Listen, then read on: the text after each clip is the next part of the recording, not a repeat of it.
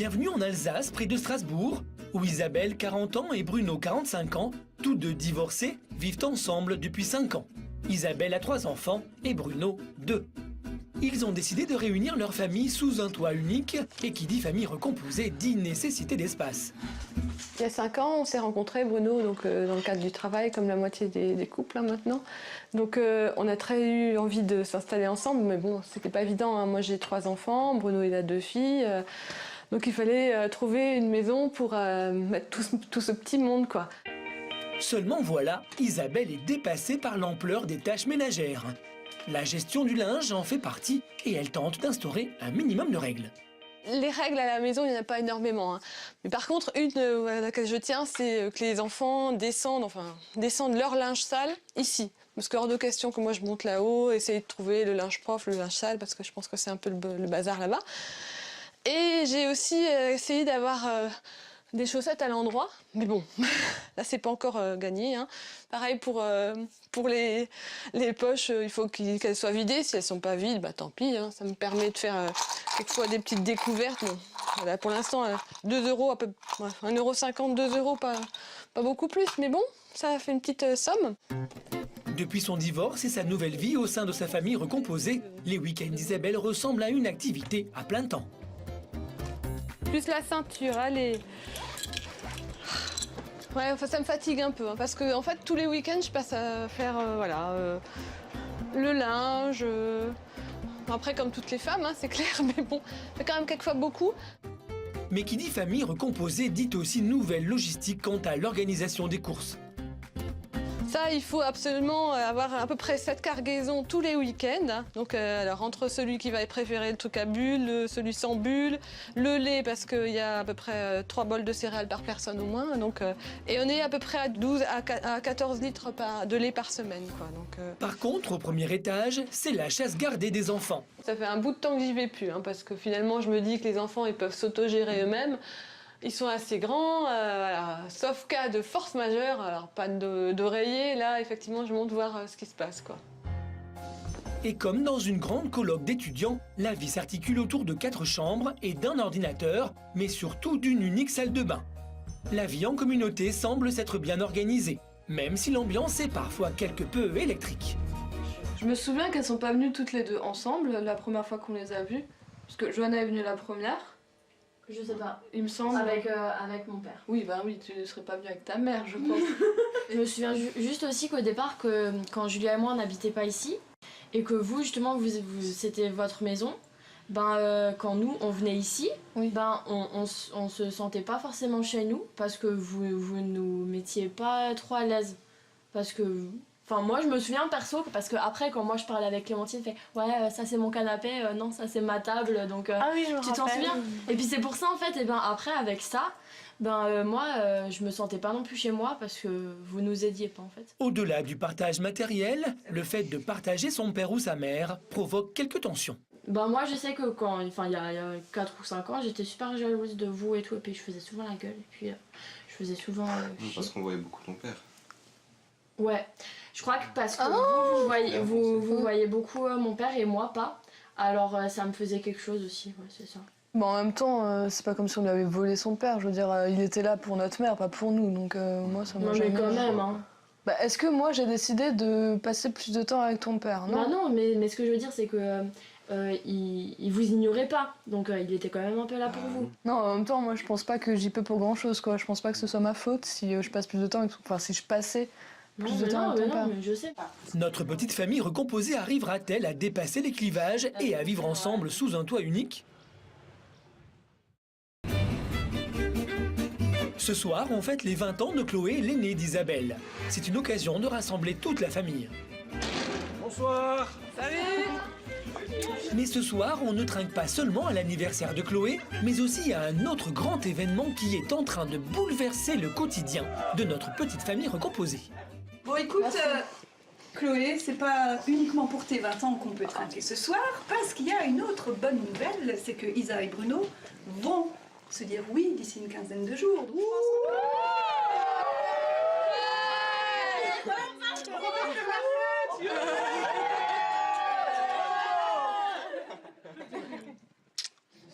Et oui, après 5 ans de vie commune, les amoureux ont enfin décidé de se dire oui. Isabelle s'impatientait de la venue d'un mariage et Bruno en a joué. En fait, il a semé le doute. Et du coup, le jour où il m'a effectivement, là, il m'a pris de court et voilà, c'est vrai que c'était un grand moment. Et en plus, je pense qu'il avait dit ça à personne à part éventuellement sa mère, comme d'hab. Hein.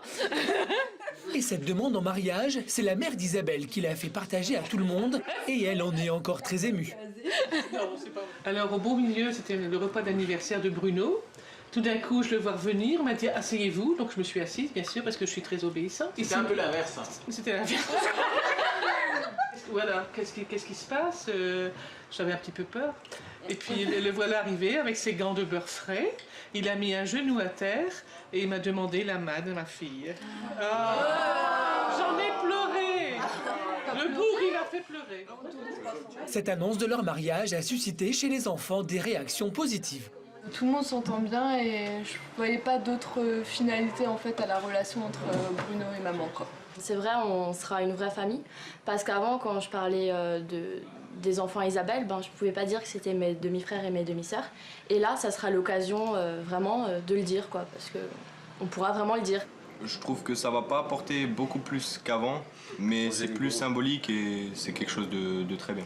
Quand papa il a demandé Isabelle en mariage, ça m'a vachement étonnée parce que je m'y attendais pas. Quand il a sorti ses gants blancs, je me suis dit mais qu'est-ce qu'il fait Et ensuite quand j'ai compris, ça m'a émue et j'étais contente pour eux, même si ça fait bizarre de savoir qu'Isabelle elle va avoir le même nom que moi. Mais bon, après on va s'y faire comme tout le monde. Donc. Tout cela fait donc plaisir aux enfants, mais aussi à Claudine, l'ex-belle-sœur d'Isabelle, qui prend part elle aussi depuis plusieurs semaines aux préparatifs du mariage. J'étais quand même mariée avec ton frère et on a quand même gardé des super rapports, même si voilà, d'emblée quelquefois la famille peut rester du côté voilà, de la famille de sang, on va dire. Ouais, tout à fait. Mais bon, en même temps, je veux dire, tu as eu 3 gamins avec mon frère, même si effectivement le divorce c'est pas toujours facile. Je trouve que les enfants ont besoin de garder un lien avec les deux côtés de la famille. Et Isabelle lui a même demandé d'être témoin à son mariage avec Bruno. Le jour où tu m'as demandé d'être témoin à ton mariage, ça m'a vraiment surprise, mais touchée, surtout touchée.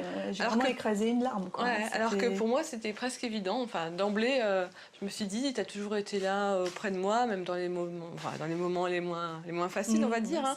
Et c'est vrai que ça, c'est des liens assez forts. Et après, ça refait comme un genre de jonction, en fait. La vie continue et on reste ensemble comme, voilà, comme une famille, en fait. C'est ça, en fait. Hein. Exactement. Je pense que tu feras toujours partie de ma famille. Ouais, et puis, moi, de la tienne, hein, bah donc oui. c'est clair. Toi, la même chose.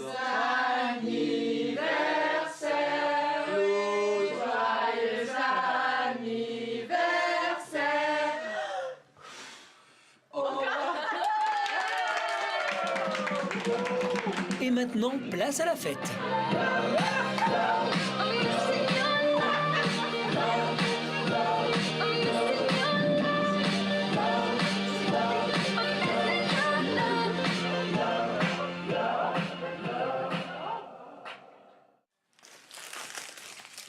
Le lendemain, et comme tous les dimanches, Isabelle et Bruno s'octroient un petit déjeuner à deux, sans leurs enfants. Ce qui est génial, c'est que le dimanche matin, on peut prendre notre petit déj, les gosses ils dorment, on a vraiment la paix.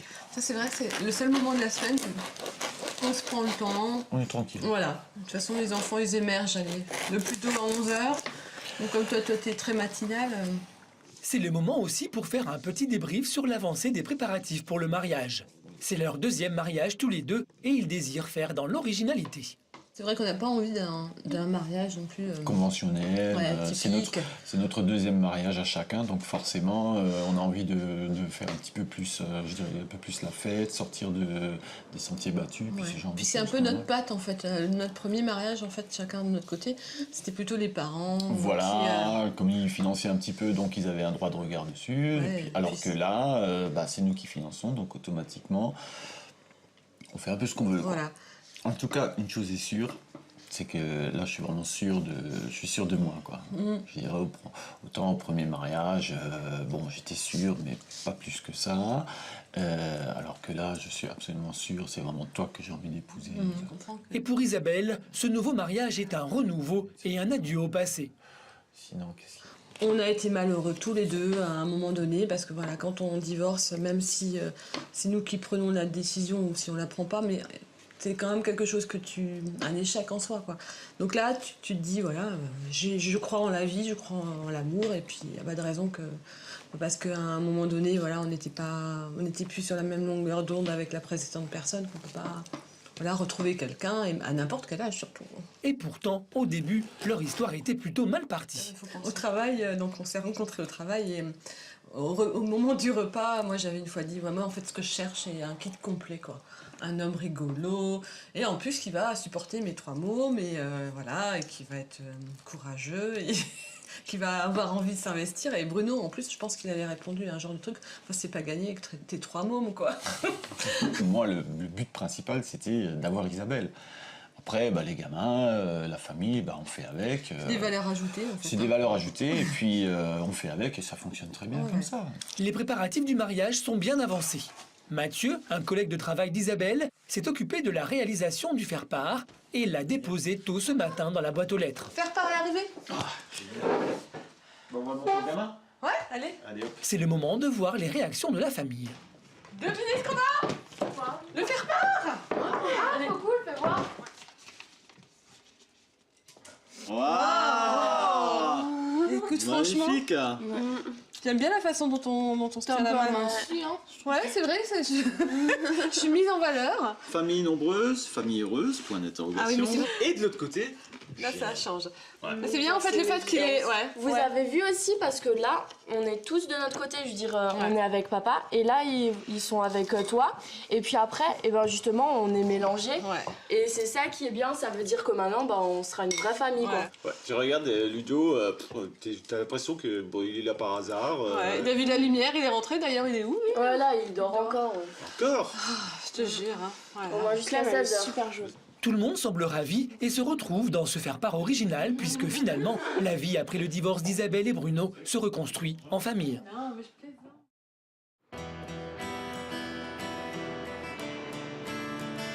Strasbourg. Aujourd'hui, Isabelle décide de passer la journée avec ses 2 belles-filles et de les aider à choisir leur robe pour le mariage. Alors les filles, motivées? Ouais. Vous avez trouvé ces robes? Ouais. T'as une idée? Couleur? Beige. Et toi? Ouais, avec la dentelle, ça serait bien, comme ça on est dans le même ton et tout, ça fait style demoiselle d'honneur, tu vois. Ouais, c'est pas mal.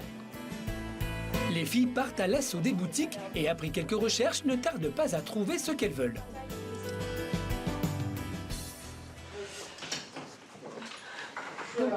Isabelle doit donner son avis. Waouh, super sympa. Elle est bien, hein? Ouais, génial. Et écoutez, vous êtes super belles. En plus, ça fait un peu, tu sais, les demoiselles de Rochefort, là. Ouais, les sœurs jumelles. Ouais. Tournez un peu, voir. Ça tourne. Ouais, sympa. C'est bien que le fait que ce soit si assorti, je trouve que c'est vachement mignon. Ouais. Ouais. Ça fait demoiselle d'honneur. Ouais. J'aime bien les détails aussi, là, tu vois. Ouais. Ça fait beau. Qu'est-ce qu'on fait alors? On les prend, ouais. C'est vrai? Elles sont super bien. Ça fait bien hein? mariage et tout. Allez, c'est parti. Je vais faire chauffer la carte bleue de papa. Ravis de leurs achats, les filles ont décidé d'aller boire un verre dans le vieux Strasbourg. C'est l'occasion pour Isabelle de parler de leur première rencontre. Je me souviens bien la façon dont on s'est rencontrés. Je sais pas si tu te souviens. Ouais, si. Ouais. C'était assez important hein, parce qu'en fait, Bruno m'avait parlé de vous. J'avais même vu des photos de vous deux. Et génial. Ah oui, je ne savais pas. Ouais. Donc... bah non, je savais pas. J'en apprends tous les jours. T'étais mignonne à 10 ans. Ouais. Bon, Julia était belle aussi. Hein. Et d'un coup d'un seul, Bruno, le matin, en allant au travail, il me dit ah oui, je vais chercher Julia, je te la présente. Le gros blanc, le... Je savais pas trop comment réagir. Je suis pas bien habillée. J'ai même pas fait attention à ça. En fait, j'avais vraiment de bien présenter et... Oui, mais c'est normal. Voilà.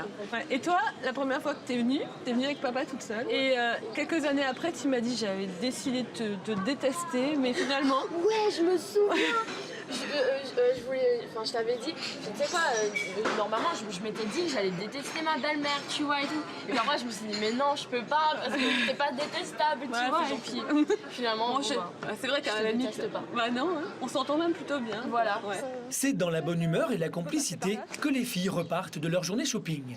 Il ne reste plus à Isabelle qu'à faire une dernière fois l'essayage de sa robe de mariée.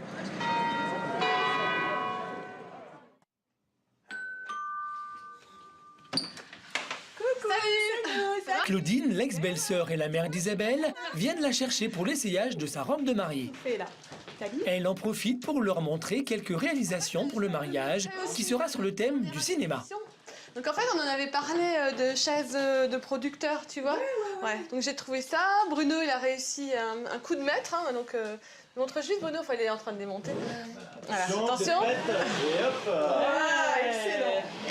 Et en fait, le concept, on va pas avoir une place bien définie à une table, hein, comme un peu d'habitude.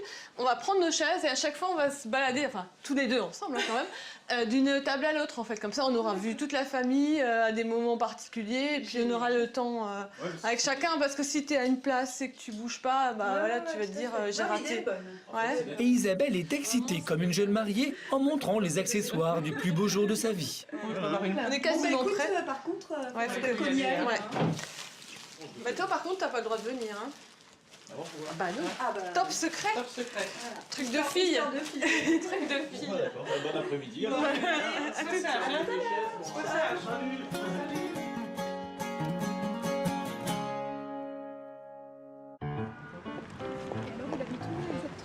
Direction Strasbourg, où Isabelle, accompagnée de son ex-belle-sœur et de sa mère, s'apprête à essayer sa robe de mariée.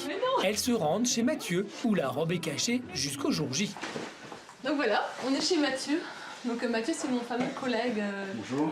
Bonjour Mathieu, ravi de faire ta connaissance. Claudine, mon ex-belle-sœur, et ma mère. Bon, comme son nom l'indique. Entendu te parler fou. Ouais. Donc c'est vrai que à la base Mathieu n'était qu'un collègue et au fil du temps est devenu le photographe attitré de la famille. Donc c'est grâce à ce superbe studio photo pour lui raconter on a pu être sublimé. Bon, on va aller voir cette robe alors à ce moment-là. Ok, allons-y. Mathieu a joué un rôle important dans la préparation du mariage, jusqu'à aider Isabelle à choisir sa robe. J'ai le secret. Ah oui. Tu es prête? Ouais. Ah ouais. Franchement, ouais, waouh. Je me souvenais même plus qu'elle était si belle. Ah, ça va le faire. Et pour l'ex-belle-sœur et la mère d'Isabelle, c'est la première fois qu'elles assistent à l'essayage de la robe. Wow. Elles sont totalement conquises. Ma fille, je te connais plus. Sympa. C'est encore moi. Non, mais super. Ah ouais. Oh purée. Et tu marches sur des talents, c'est pas mal. Avec des facilités. Et lorsque Claudine s'interroge sur les affiches de cinéma qui trônent sur la table, là encore, c'est en relation avec le mariage. Ça a quelque chose à voir avec le mariage? Ouais, c'est les affiches de films qu'on a préparées. En fait, je sais pas si tu sais, mais donc chaque table en fait pendant le mariage va porter un nom de film. Ça va être en même temps sur un panneau pour faire le plan de table, c'est-à-dire que chacun va pouvoir venir visualiser où est-ce qu'il se trouve en fait sur quelle affiche il est. Donc le Haut Brother, c'est essentiellement donc les frères et sœurs, voilà, belle-sœur, voilà, air de famille, il y a donc les parents à l'intérieur. En fait, on avait d'abord pensé à l'héritage, mais on s'est dit ouais, ça va être moyen. Si on fait une table héritage, je suis pas sûre.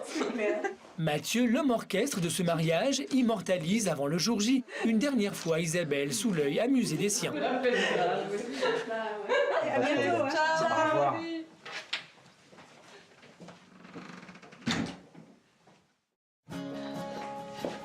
T'as pas oublié un truc? On y va là.